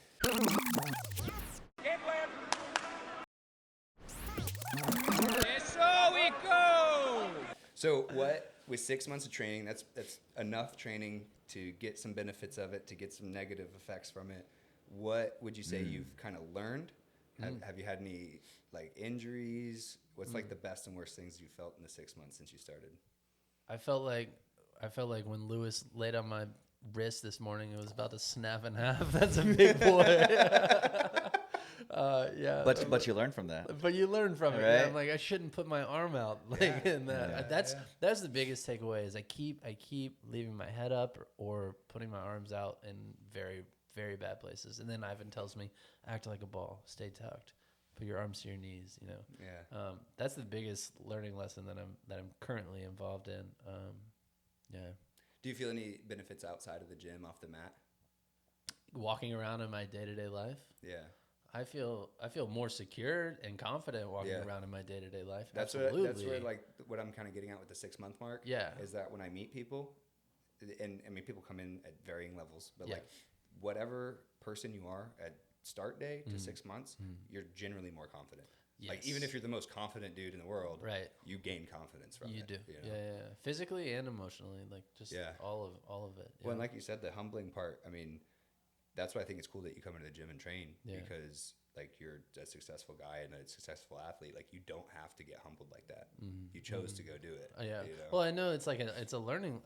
I've been on your shoes and I still am. I still coach, and so like I know what it's like on the other side. You know, so I almost have to be in this position in order to also be a better coach for the swimmers that I coach. Are you having fun? Yeah, I'm having a lot of fun. Yeah, Nice. I am. And I like the morning classes more than the night classes. Nothing against the night classes, but fits the schedule a little better. Yeah, same. I mean, I love getting up early and just getting right after it. It's kind of automatic for me now. Yeah, you know, yeah, just yeah. get up, roll to the gym. It's the Yeah. first thing you do in the morning. With feel your great. background, do you still? I imagine you do, but do you still find yourself getting gassed rolling coming from swimming? Because I see Less- swimmers as like yeah. kind of top tier cardio. I don't know. That's just for me. No, it is, but you also like I graduated almost 8 years ago, so like my swimming cardio is okay. down in the shitter now. I'm getting less gas than I was in month one. I left one of the classes in the first month, and I was thinking to myself like that is one of the hardest cardio workouts I've ever done ever. I was in it. It was painful, but now like when I leave it, just I don't know. It feels like another Yeah. workout. Yeah. Well, that I talk about water and swimming all the time because to me, there's some similarities between swimming underwater and getting strangled because it's like the only place where you're just You slowly can't breathe. losing brain function, right? Yeah. Because like as that oxygen's being used up, like you Yeah. just kind of run out, and that I'm sure you know what it's like being underwater and Yeah. trying to. I don't know if you guys did in training where you're trying to do laps Oh, or as yeah. many laps as you can while staying yeah. underwater. Yeah. That darkness creeping in is the exact same thing when It is. someone's trying to strangle you. Yeah. So Yeah.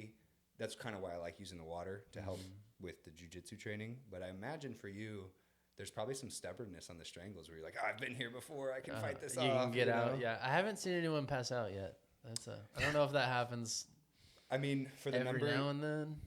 it depends on the athlete and the Okay. student, whatever Yeah. one, Yeah, the yeah. training partner. There's notorious people That will go there. who don't like tapping, I guess you could call it. And Yeah. I've seen them go.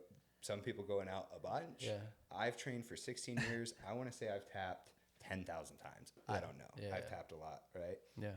Gone out once, and it was like in competition training. I was going super hard, Yeah. and I got caught.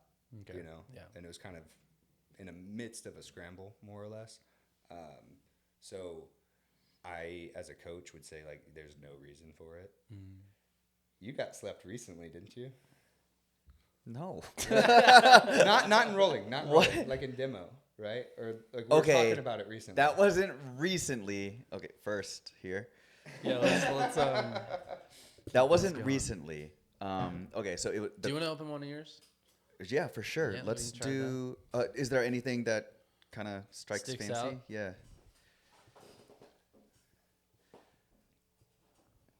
Is this Bruichladdich? Bunahaven. I'm not familiar with that. It's pretty good. The Water Bunahaven Golden 16 and the Kilhoman are basically two of my favorites. All right, let's do the Kilhoman. Yeah, open it up. All right. What was that? Oh yeah, it wasn't recently. So the closest I've ever been to going out was it was a demo. Rodrigo was showing how to do. It was like he was showing techniques on how to do like a cross collar, just from a the back. regular cross choke. From the back. Oh, Or what the fuck? Sliding cross collar. Yeah, Gotcha. okay. Yeah. We're doing one of those, and he was showing, emphasizing like hand placement, torque and all that. And me being uke extraordinaire, I wanted to give a good rep. Right. You do. You really love giving people a good rep when they're trying to practice something. I don't want to give people false positives. Yes. If you get it, you're Yes. gonna fucking get it. Yes. You I know, and respect if that. not, I'm sorry, it didn't work. Yeah. Yeah. For sure. With Rodrigo, He knows what he's doing. he knows what he's doing. You've been around the block a little bit, you know what I mean? Yeah. And so he was showing it. You go here, you grab, and then you go here, and then he was talking the whole time. So he was applying pressure, and the pressure was being applied, and it wasn't being let off while he was talking. And then here, it's still in my head, I want to give a good rep, so I'm still, doing my best to do that.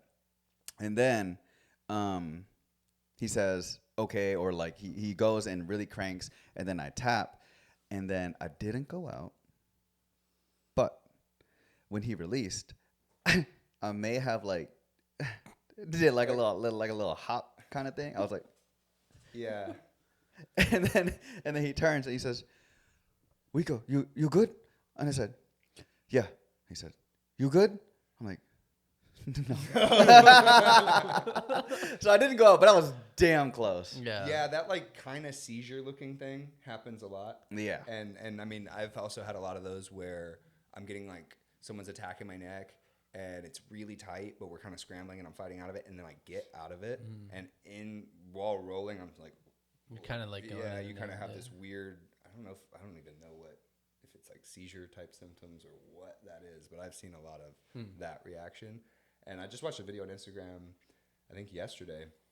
Dude got choked, tapped, and then kind of slumped over, and then was like, "I'm out, bro." And he said it out loud, "I'm out, bro."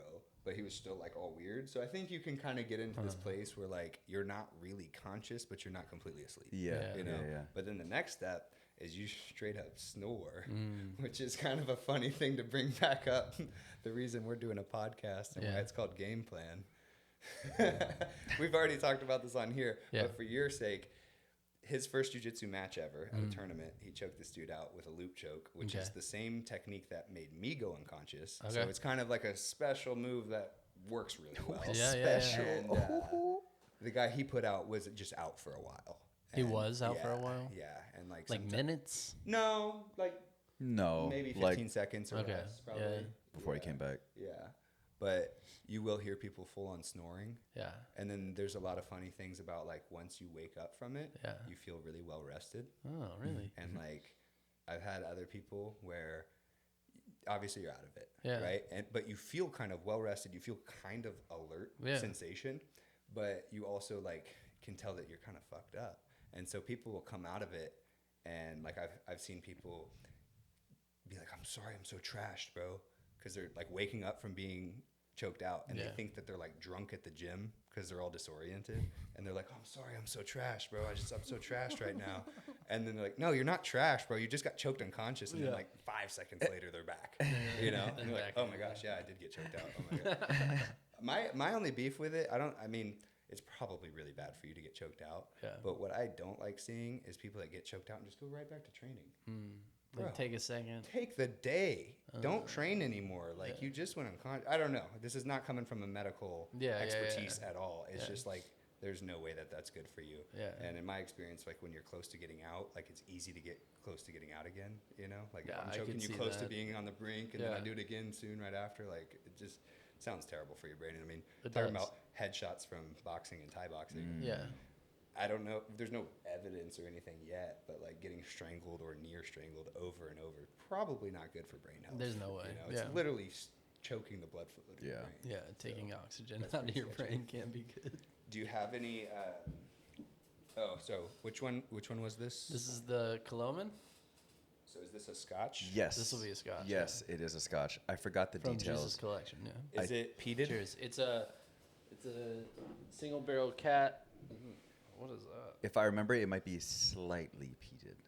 Yes. Single cask finish. Smells like it to me. Oh yeah, Isla. it is. Yeah, it's from the island of Isla, which almost definitely means that it's peated. Yeah.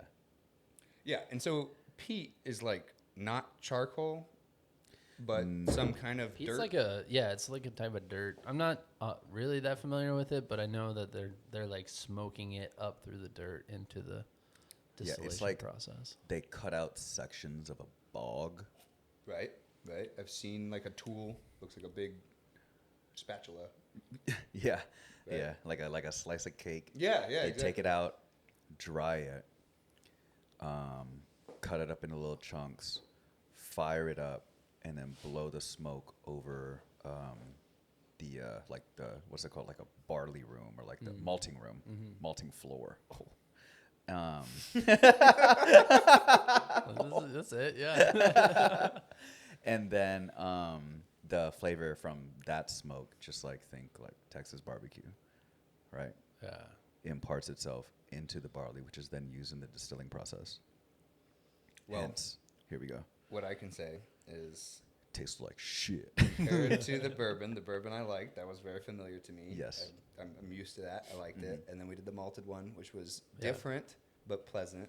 Yeah. And then immediately with the peated one, I'm like, this not would it. never be my first choice. Yeah. Okay. know? That's fair. That's cool. That's totally fair. And it is 110 proof. So we're Well, starting to get up there. Yeah, you can. I guess you can. Yeah. Can't tell that. Yeah. If I remember correctly, Kilhoman is one of the like kind of a special Isla distillery in that I believe they like grow and like source all their own grain, all their own Awesome. ingredients, which is like super sick. Yeah. You know what I mean? Yeah. They go the distance. Yeah. So you were asking if we like whiskey, Yeah. you know, and yeah, my lady and I, we flew to Isla just Oh for like yeah, this. I can get it. this Yeah, you pilgrimage. do. Yeah. I can tell the moment you brought these in here that you like whiskey. Yeah. Like, oh yeah. Yeah. Yeah. So- big fan. You can't make your own whiskey though, right?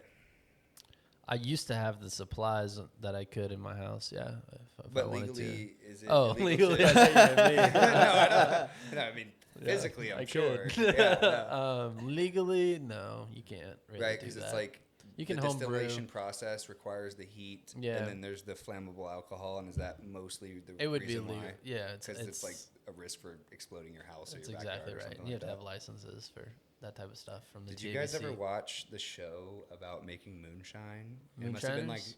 Discovery Channel. Yeah, Yeah, something was like it that. Moonshiners? Yeah, Yeah. yeah. Dude, I thought that was like the coolest thing ever, and they had like these old clips of the old school moonshiners Oh, yeah. and stuff. Yeah. Yeah. Have I you ever wa- drank it, moonshine? Like knockoffs, not like anything Yeah. like that. Okay. I've had like the jar, mason jar to twin liquors or Gotcha, whatever. but you not know. yeah, No, no, gotcha. I'd love to. What do you think? Is there a difference? A moonshine. I'm thinking of a specific moonshine that my friend's dad used to make back in Alabama. Yeah, I mean it came in a jar and it had a peach at the bottom of it. And that was peach moonshine. You don't buy it. You just Yeah. get it. You get it given to you in a mason jar. Yeah. So Yeah. so when people say moonshine, Yeah.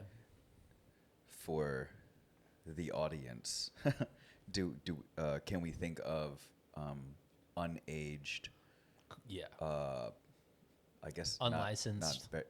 Unaged and unlicensed. I mean, it's pretty much the exact same.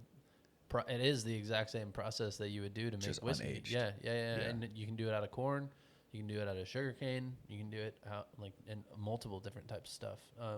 Gin is made out of botanicals, distilled botanicals, like different types of flowers. Yeah. And so you can distill a bunch of different types of stuff. So moonshine. Yeah. Also, White Dog. Yeah. Also, White Lightning, maybe. White Lightning. Yeah. I think that's about it, right? Yeah. Okay. Are there commercially available unaged whiskeys that you might be a fan of? I'm not a fan of any of them. No. No. I wouldn't be. I've tried them before. Yeah. I don't like them. I've had Buffalo Traces. Yeah, I have White had Dog, that too. and I'm not mad at it. Yeah, I mean it's probably the better one of the ones you can find. There's not many companies that do that because just people aren't gonna buy it. You know. Yeah. It comes in like a baby, like a $3.75 or something. You know. Yeah. Man, yeah, I wanna make moonshine so bad. Bro, let's do it. All like the copper Let's shoot a pod. and all that. I just think like the aesthetic of it. Yeah, looks so I cool. brought y'all the closest thing I've made to moonshine. Yeah. Yeah, which is Bring it out. which Let's is see right it. here. Well, I brought different ones, but so this is That a 1 that liter has to be bottle like of flavored or something, right? Bluebonnet Reserve. It's not. I didn't. So this came from Bluebonnet Barrel Company, BBC. That. I'm glad y'all like that. Not everyone laughs at it. Do they just get uncomfortable? Some people don't get. The Japanese don't get it. Yeah, well, I mean, yeah. that makes sense. So the story of this. So look at the back. Are you reading the back Yeah, right now? What does yeah. it say? Read to us, Davis. This bottle is truly unique, crafted from a blend of rich heritage, remarkable circumstances, and that Texas heat. This 100 proof straight bourbon blend strikes the perfect balance of character and complexity. Yeah. So This is a limited one batch release. there. Can you show the Does it- show the can? Yeah. Show the audience. Does it have a barcode on the back of it? Negative. There's no barcode. You're not buying that anywhere. I only made about 100 of them. What the story is, so my company, we sort through thousands of barrels every single year. Last year around this time, well, it was earlier in the year when we were doing this, we were sorting through a distillery's barrels that we got that I'm not going to name, and we're unloading them off the truck. And like I said, there's 200 plus on the truck, so it's like 100 pounds each. At the end of the day, you're like moving a shit ton of weight. It gets tiring. So like towards the back of the truck, I'm like moving barrels, and I'm like, I'm talking to my guy that I work with. I'm like, this is heavy. Like, and he's like, well, you're a little bitch. Like, just take it off the truck. I'm like, no, man, it's heavy. Oh. And we get back there and we start shaking it. And we're like, this motherfucker is full. This is a full. Somebody sent us a full barrel of whiskey on a truck that is supposed to be empty. So it turns out it was like it's a 10-year-old. Well, this isn't the only one. The specific one's like a 10-year-old aged Distiller Select that they forgot about, that they threw on the truck. Damn. And we're like, what are we going to do with it? You know? And so at the same time, we run this other whiskey distillery. And we're like, well, we have all the tools to bottle it if we want. So we took that, and it ended up happening again last year. So we took these 2 barrels that we got off the truck, blended them together, put them at 100 proof, which is 50% alcohol, which is my favorite percent of alcohol. I think it's the perfect balance between still getting like the rich barrel flavor and not diluting it too much to where it's like 40%. So 100 proof in a big 1 liter bottle, and we called it Bluebonnet Reserve. Illegally made moonshine, as I like to call it. Nice. That Like no 100, one can 100 buy. bottles? Yeah, there's about 100 bottles of it. Sick, dude. Yeah. That's Yeah, like yeah. a super cool stocking stuffer or Christmas gift It or is, something like that. It is the best gift. So we made them for Christmas last year, and then I've got like some left over, and I give them to people in circumstances like this today. Dude, amazing. Yeah, it's truly one of a kind. Yeah, you'll never find it again, and it'll never be made again. Were the 2 barrels the same distiller? No, they were different. So there's like Nice. a real blend. Yeah, That's pretty cool too. Yeah. Nice. Yeah. Pretty Do you want sweet. to try it? Hell yeah, let's try it. Let's bust it out. Definitely. So you made this blend 2 years ago? 1 year ago. 1 year ago? Okay. Is there an indefinite shelf life? Pretty much. There's so like see how this. Oh, 1 second. Let me finish. Thank you. This is they call this a synthetic cork. If you look at the top, it kind of like resembles the wooden cork. Yeah. This right here on the Coloma is actually an actual cork. The synthetic corks will last a lot longer on the shelf. Eventually, these will kind of disintegrate and fall apart. So like that is the extent of the shelf life for as long as the cork will last. That would be over a period of like decades. 15, 20, 25 years. 25? Yeah, Okay. I don't know. Yeah. Like, I don't have a bottle of whiskey that's that old. Yeah, so you mentioned like for bourbon 2 years minimum aged, and then like one of those 10 years. Is there like a limit? Like, is there kind of a point where there's no reason to age it in the barrel more and just over might as 10 well ball years, over 10 years, you're not gonna soak up any more of the wood. And there's a thing where you can oversaturate it with oak, where you taste it and you're like, oh, I can't even like taste the, Tastes like the dirt or whiskey. something like And that. you're drinking wood at that point, and it's too much. I would say over 10 years, you don't find like Weller makes a 12-year-old that's really good, but anything. I mean, once you get up there, I'm not drinking those. Do scotches go further? Because I feel like on scotch labels They I've do. seen like 15 and stuff like that. But do you know why? No. It all has to do with the climate. So, like, when you're in Scotland, it's rainy, kind of cold. Okay. In Texas, it's 100 degrees, 100 plus degrees in the summertime. And the hotter the climate, the quicker that the wood is going to, or the whiskey is going to soak up into the wood. So here, even compared to Kentucky, a 2 to 3 year old bourbon in Texas is comparable to a 5 to 6 year old aged bourbon in Kentucky, solely due to the climate. So the 15 years in Scotland, it's Is really the same. is comparable to the 2 to 3 year old in Okay. Texas, which in my opinion gives us an advantage because you can turn over the barrels that you're Yeah. aging quicker. Yeah. Yeah, I wonder if I brought this up to you before, but I wonder if it's just a rumor or something. But what I was told when I was younger was that the natural spring water and the water you use for the whiskey was like a big factor in the quality. It also has a lot to do with it. And then my understanding was here in Texas we didn't have We do. better sources for that. We have but great maybe I was sources wrong of on that. water around the hill country. We have great sources of water. Limestone's everywhere. And it Houses are built out of limestone. Filters it. It filters it, yeah. So the water that we use at the distillery that we used to run, we used to get it from Mason, Texas. It was just like 3 hours west, 2.5 hours west. I spent like almost 20 years hunting in Mason County. Oh yeah, Yeah. it's so pretty. It's So beautiful. Pretty. Yeah, I wish absolutely I love wish it. I could like show. I mean, I can show you pictures, but like part of my job was to drive to Mason and like traverse through the hill country and like get to this ranch, then go down to the spring. And there's a natural spring that comes out of the water, and it's sitting on this huge limestone shelf. And I would fill up like 500 gallons of water and bring it back to the distillery in Dripping Springs. That's a pretty cool job. It was sick. Yeah. And my dog came. Every Hell time. yeah. Every That's time. sick. What's your dog's name? Every time. Hondo. Shout out Hondo. Hondo. Hell yeah. He's taking a nap right now. Did you get him once you were in Texas? I did. Yeah. Nice. Named it after Texas? Named it after Texas. Yeah, that's he's sick. He's a Texas dog. My whole family's named after Texas stuff, Oh, so yeah? I'm pretty familiar with like the yeah, names. yeah. He's a good dog.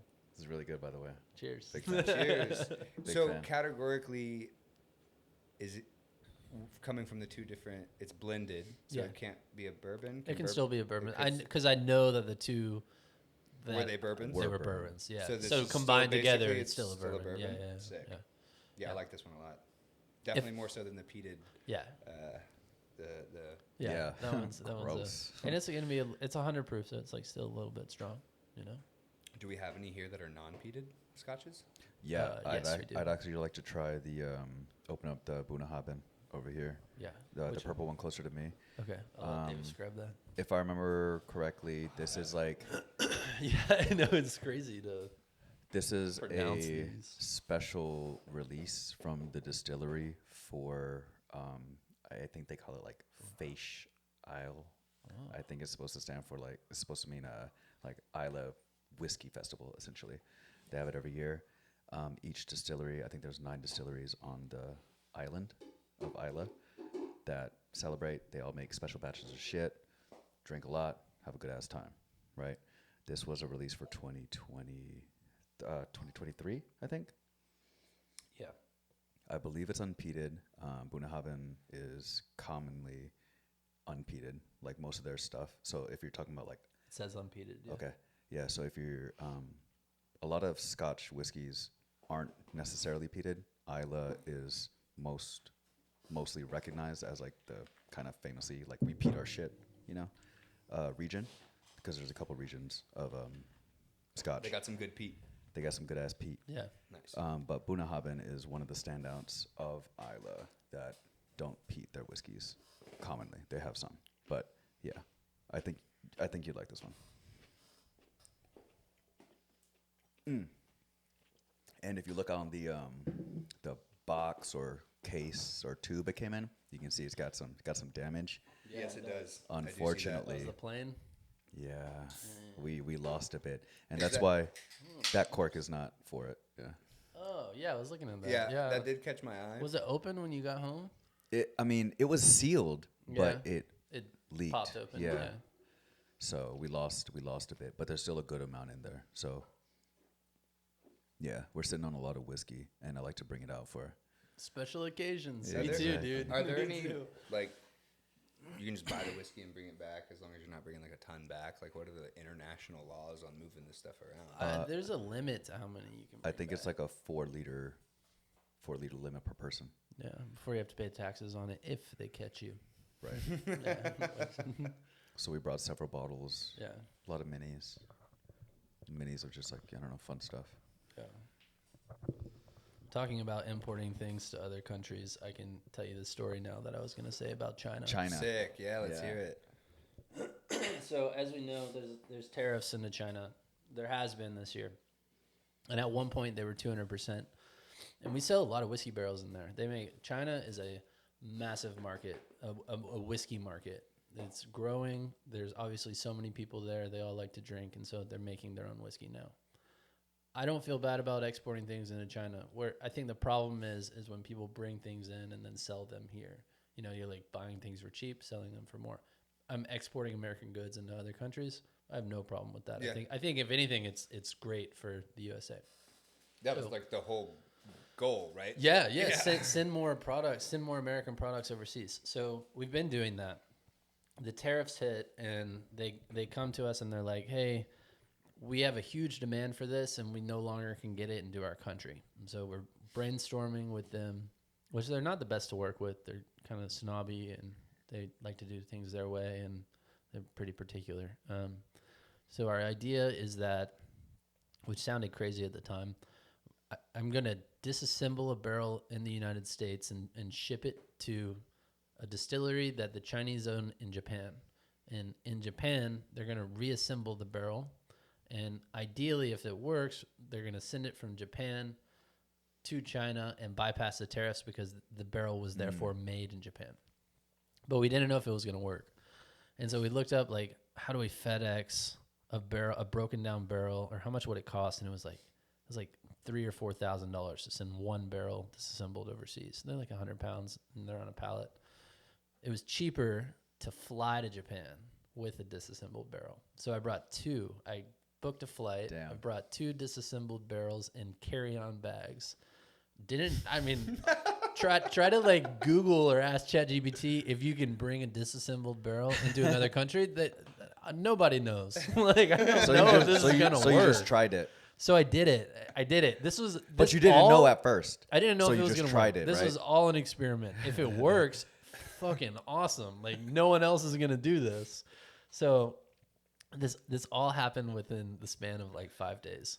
They tell me that they need this done. I'm like, I don't have any, once again, like, my schedule's pretty free right now. I don't have anything to do. So we turn it on, book a flight. They paid for me to fly out to Japan. I brought 2 disassembled whiskey barrels, bourbon barrels, in my checked luggage.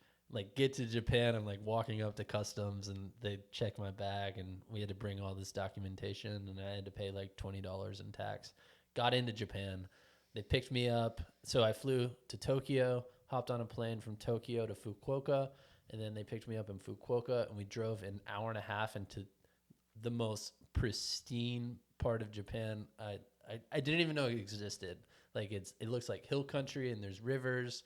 And we drive into the middle of nowhere, and there's this fucking distillery at the end of the road. I'm like, holy shit.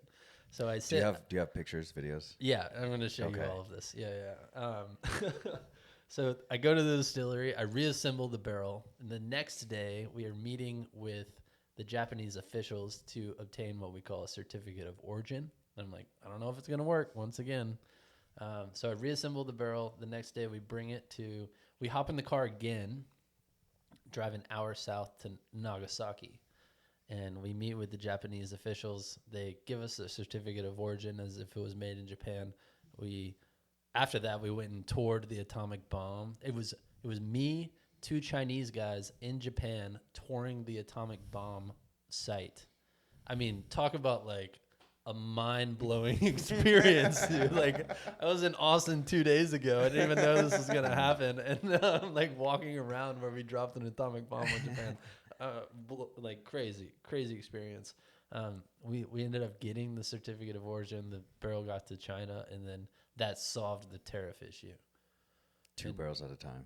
No, at that point they placed a large order for a lot of barrels. And then you were able to just use that system you did yourself to then Correct. continue to sell. So to then China. we shipped 2 shipping containers of disassembled barrels, which we did by hand over the next month, like 600 of them. You disassembling them? Me and a team of guys, in our warehouse at the Domain. That was the hardest fucking job I've ever done in my entire life. Like, I looked like a coal miner at the end of the day. Do you- With Even more. all the ash on the inside. Yeah. Do you have to? You rebuilt the barrel when you were in Japan, I did. right? I did, and my cooper skills are like better than average, but I'm not a cooper. Like, I can put together a barrel. I've never done it until then, and like I'm in the car on the way to the distillery, and I'm looking up on YouTube how to reassemble a Do you barrel. have to like? That's some good fake it till you make it. Oh, yeah. mentality.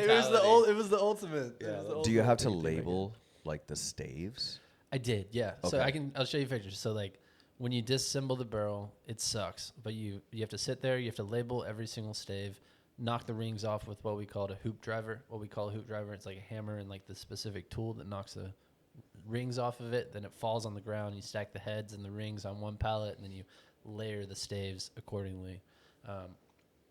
So 600 that was that times. project, and we did it. The whole thing was like we sent them. We haven't heard from them in like 2 months. I'm like assuming that they got reassembled, and then one day she emails us and she's like, "Hey, we've had some problems reassembling them." And I'm like, I figured that was gonna happen. This seems like a really hard thing to do. And then the next week, like I responded and I was like, "Okay, let me think about what to do."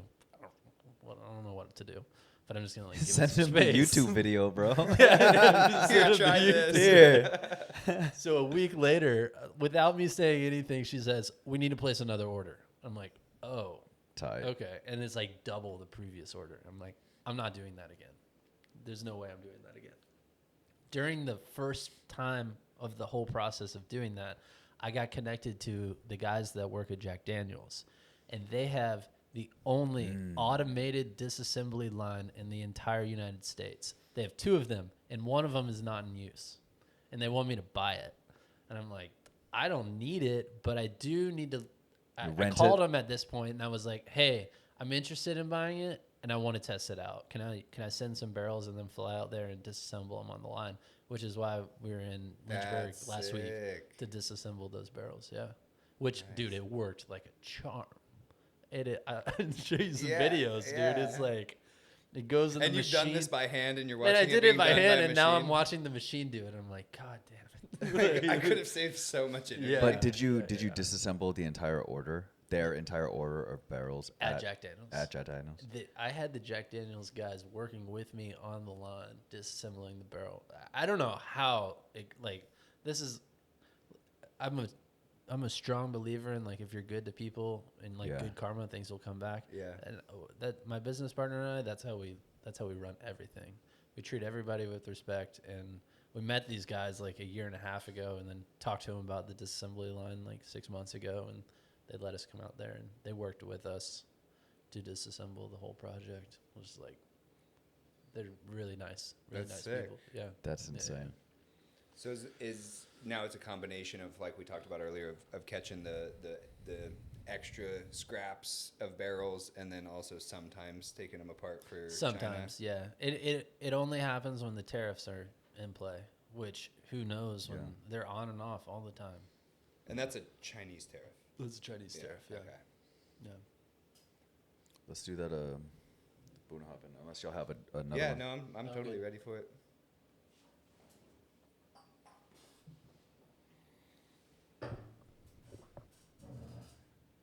Yeah, I'm interested in some of your philanthropy as well. Yeah, yep, we can talk about that. Here you go, juice. Thanks, sir. Yep. I think we might have to adopt the whiskey tasting as part of the podcast. Juice. I mean, yeah. Did he tell you why you're here? No. I No. mean, kind of. No, I don't know. No, I would say mostly. I don't know. I can't even answer that. You go ahead. I think you followed the pod, right? Mm-hmm. And I'm going through. I see it. I see a Will glass. I'm like, oh, must be one of Jackson's boys. Shout out Jackson Glass. And I go and I look. I'm like, I don't know him. Seems like he knows you. And then, but what caught my eye was like, my man sitting in front of a bunch of barrels. What's going on? What's up with this? Yeah. So I literally take a screenshot, send it to him, and be like, who's? Yo, who this? What is this? Yeah. And then he told me, fucking, got a company selling whiskey barrels to Japan. Yeah. And then I just like sent him a bunch of shit. I'm like, yo, we need him on. Because as you can tell, Yeah. I mean, this is, so I'm worked a out. fan. Yeah, I was wondering, you had some cooperage questions. I forgot. You're going to have to look back. All right, I'll pull it up. I forgot. Well, while I'm looking that up, let's try the bunny hop. What's it called? Bunny hop. Bunny hop. We'll call it bunny That's hop. the American name. This smells so sweet. Yeah, can you like, because I haven't had this in a while. I mean, Buna hop. Does it say anything about like what barrel? Because I feel like it's 100% like something. yeah, it says limited release. It's like mad raisin or like plum. or I something. think it said cherry on there. Yeah. Could be wrong.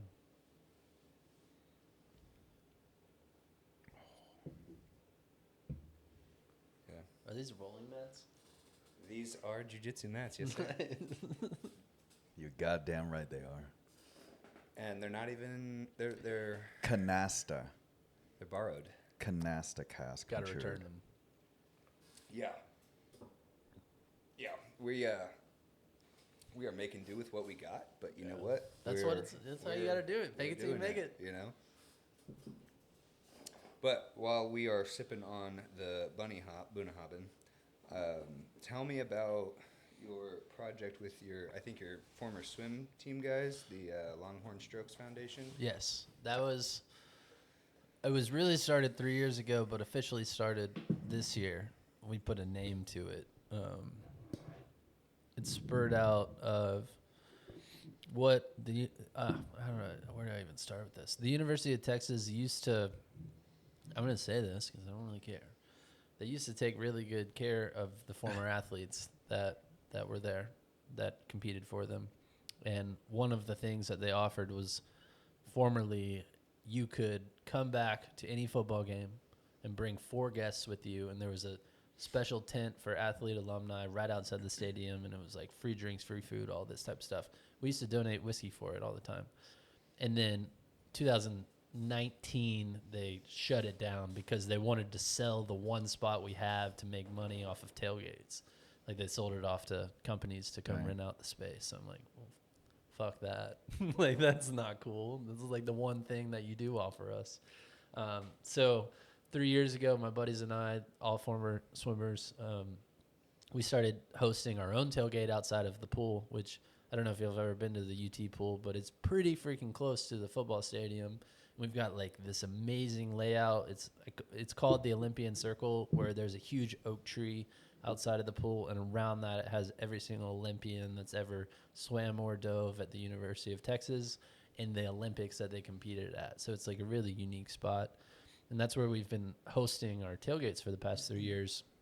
And this year came around and we're like, we're obviously going to keep doing it, but we want to have a reason to do it, you know? And we're raising all this money to party every single weekend, but how can we give back to the community in a special way that makes sense for not only us, but also UT, and we can get the athletes involved and blah, blah, blah.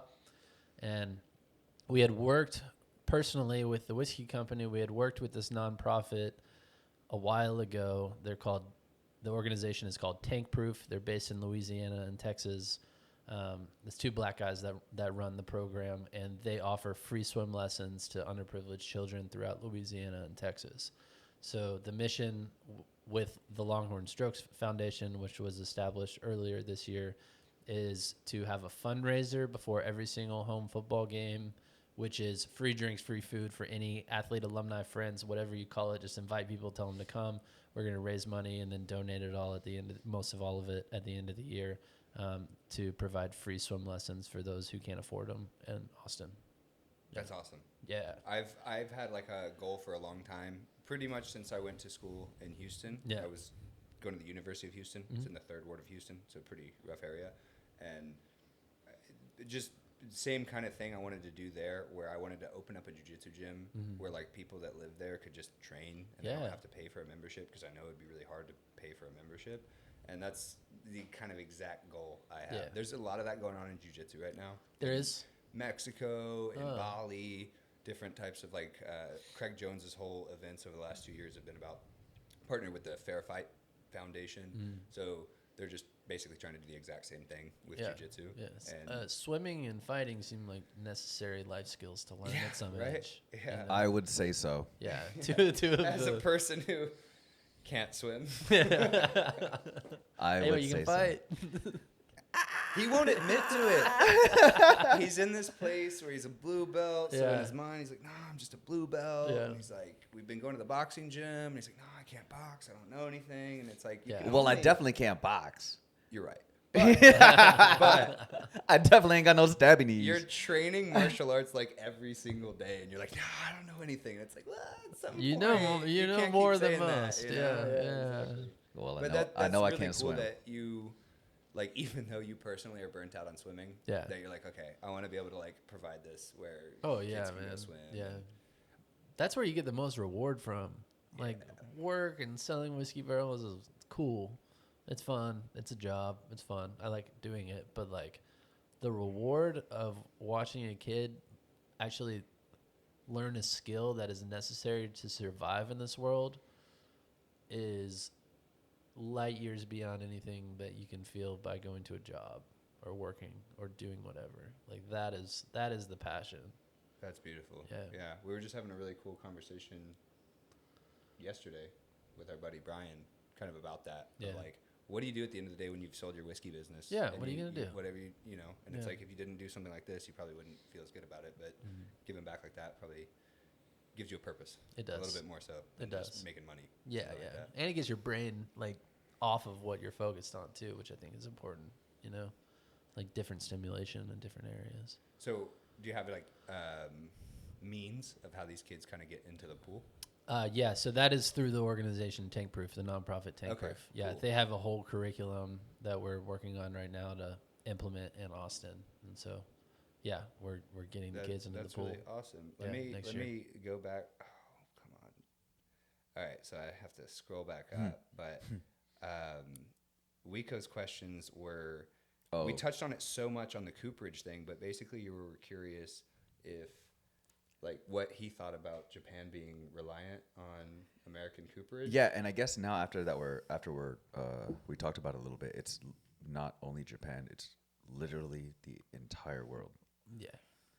And You're talking about reliant on American bourbon barrels? yeah, To age products? Yeah. everybody is, Everybody unless they is. use something else. And I feel like America is is in such a good place for that, literally because of the laws that they made. Yeah.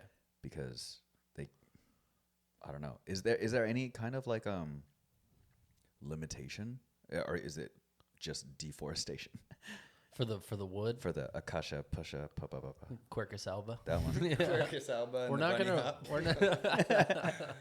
we're not gonna run out of wood. That's not gonna happen because when you cut down a tree, you're immediately planting another tree, immediately, and so the wood is gonna be there. But what kills me is that you get you get 3 barrels out of one single oak tree, and the oak trees take 90 years. These specific white oak trees take 90 years to grow. So Are we gonna outpace? it is. Are we going to outpace ourselves? No. We No? have plenty. Like I'm saying, we have Okay. plenty of wood. We're not going to run out of wood. Okay. It just won't happen. There's so much, which seems like a crazy thought, but it's true. We're I've not. seen Pocahontas, bro. So Yeah. that's all I'm saying. Yeah. What kind of kills me is the law that keeps our company in business is really a silly law. Like you can only use the barrels one time. That's stupid. Yeah. It is stupid, but it's not going to change for whatever reason. At least right now, it's not going to change. And part of what I like to consider ourselves is that we're recycling the barrels. You know, we're giving them purpose. Like I'm not throwing them away. Like at some point, I'm sure we did at our distillery. I'm like, just take them. Like get rid of them. Do something with them. I was going to use that word earlier. Yeah, It's like really. you're recycling. We are. We've been called a lot of things, but the thing I like to call us is that we're barrel recyclers. We're What's extending some our of the other life. things you've been derogatory called? terms Yeah. for the BBC? Is there Yeah. derogatory terms? No.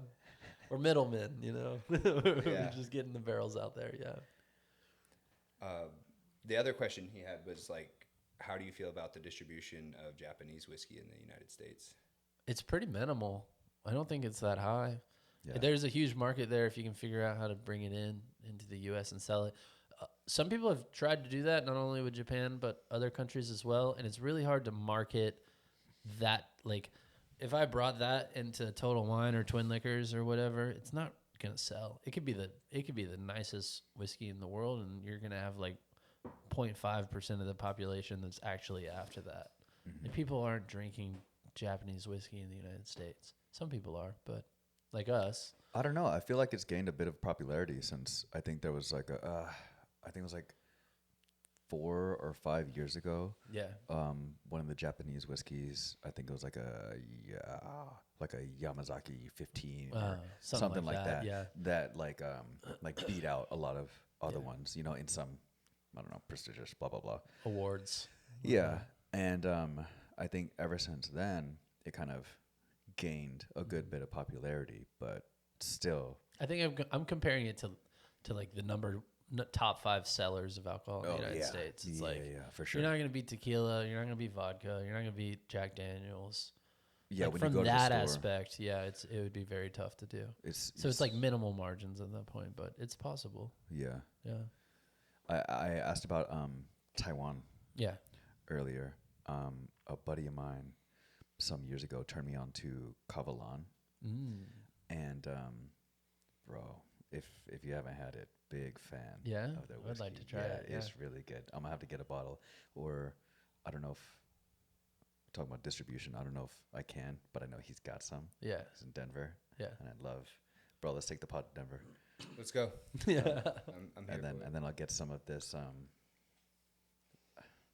I don't know. They just brought it from Taiwan. I was gonna say allocated, but I don't know if that's appropriate. But yeah, really good, and I'd love to share some with you. I think Yeah, we'll have to try that for sure. Yeah, hell yeah. There's a lot more we can try. I brought maybe 1/10 or 1/15 of everything that's in my. I have a bourbon barrel bar that sits in my room that I don't really like, and I need to move it. It takes up a lot of space. Is it like I don't have a big like room. cut in half? It's a regular bourbon barrel, and I had this lady cut a hole in it and put shelves. Oh, that's Oh, cool. nice. There's 2 shelves. There's one on the bottom. Well, we and need one of those in bottom. here. Yeah. So that's what this room Ask is me. missing. And it would be receive. like it would take place of that. Yeah, you could do that. for Yeah, sure. Yeah. Yeah. it'd be sick.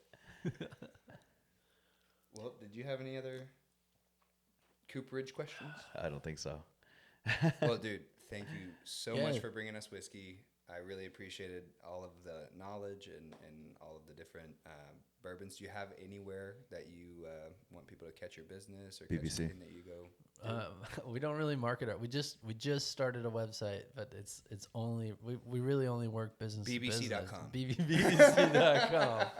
I Search own for that it. domain. Search for it. Bluebonnet Barrels, but I'm not really looking for people to go on that. Yeah. It's only for people overseas to really see. Well, sick. We work in private. Yeah. Thanks do so our much thing. for coming on. Yeah, man. thank y'all we for really appreciate you, man. it. I like to be able to share this type of stuff because I don't share it with many people, but I know a lot about it, and so it's cool to every now and then kind of Yeah. teach it. I'm looking forward to Absolutely. hearing what people think. Let us know if you're a whiskey drinker and if you like this kind of stuff. Go ahead and like and subscribe if you're watching on YouTube. Follow us on any platform you can find us. I'm Cold Jiu-Jitsu on Instagram. We have Game Plan the Pod on Instagram. Wico's got Wico.Skilltree. Yeah, let's go. And list out your favorite whiskey. I don't know. Share with us. Yeah. Put us on game. Let us know if there's something that we missed, something that we might not be familiar with that we can all try for the next time. And if you're not a whiskey drinker, that's fine too. Favorite spirit, favorite drink, favorite beverage. Thanks so much for watching, and we'll be back soon with another episode. Peace, y'all. Thanks so much. Nice, guys. Game plan. Game Plan. Sick. That was fun. Thank you. Bro, that was so much fun. Yeah. That was great.